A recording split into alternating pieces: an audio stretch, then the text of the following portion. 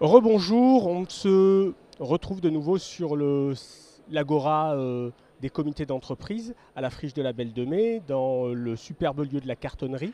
Un lieu à la fois très intéressant parce qu'il est intime, et c'est une des caractéristiques de ce salon, nous irons le visiter tout à l'heure, mais aussi car ce salon a vraiment, on l'a vu dans le premier reportage, dans les premières interviews, une connotation très forte autour de l'économie sociale et solidaire, premier salon dédié aux acteurs de l'économie sociale et solidaire.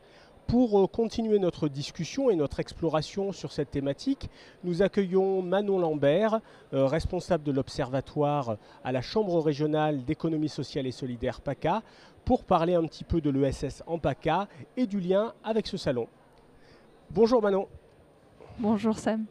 Donc du coup, la Chambre régionale d'économie sociale et solidaire PACA regroupe 6 départements, pas des moindres, hein, on est quand même une région assez importante.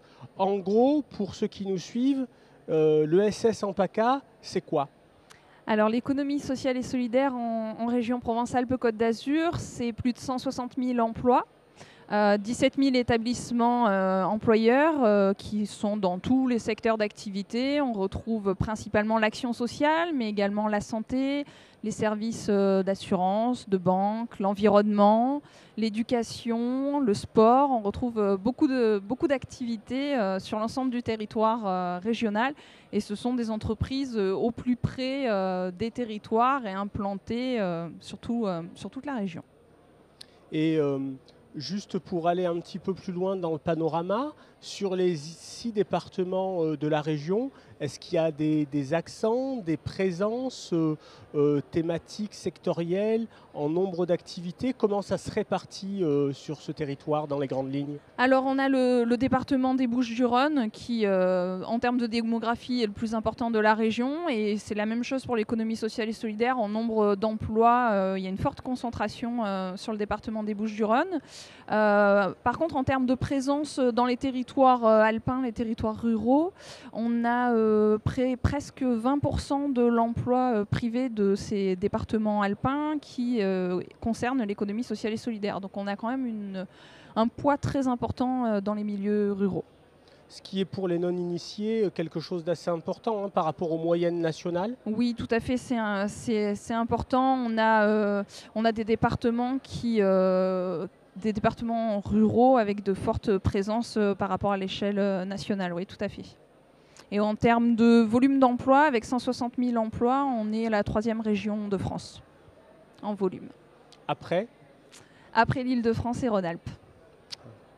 J'essayais de faire une analogie avec les équipes de foot, mais je ne sais pas où on en est du classement. Pas non plus. On passera donc. Après ce petit panorama, on se retrouve donc dans un salon qui est fortement marqué par l'empreinte ESS. Quel est le lien justement dans cette présence régionale assez forte, etc., et un salon comme l'Agora des CE? Alors la CRESPACA et l'économie sociale et solidaire en général a fait l'objet d'une loi en juillet dernier. Cette loi structure l'économie sociale et solidaire et reconnaît des missions au CRES, entre autres notamment le développement des entreprises. Et aujourd'hui, la CRES se veut acteur du développement économique et animateur dans les territoires du soutien à l'émergence d'opportunités pour les entreprises de l'économie sociale et solidaire en région. Et c'est notamment par des événements qui permettent la rencontre et la valorisation des services et des produits proposés par ces entreprises, comme l'Agora des CE.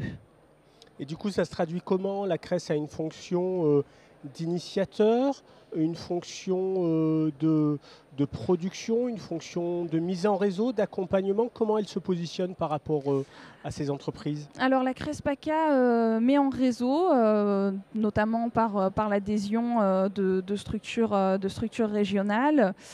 C'est également des événements qu'on organise ou auxquels on participe, où on se pose en termes de développeurs ou d'animateurs sur les territoires.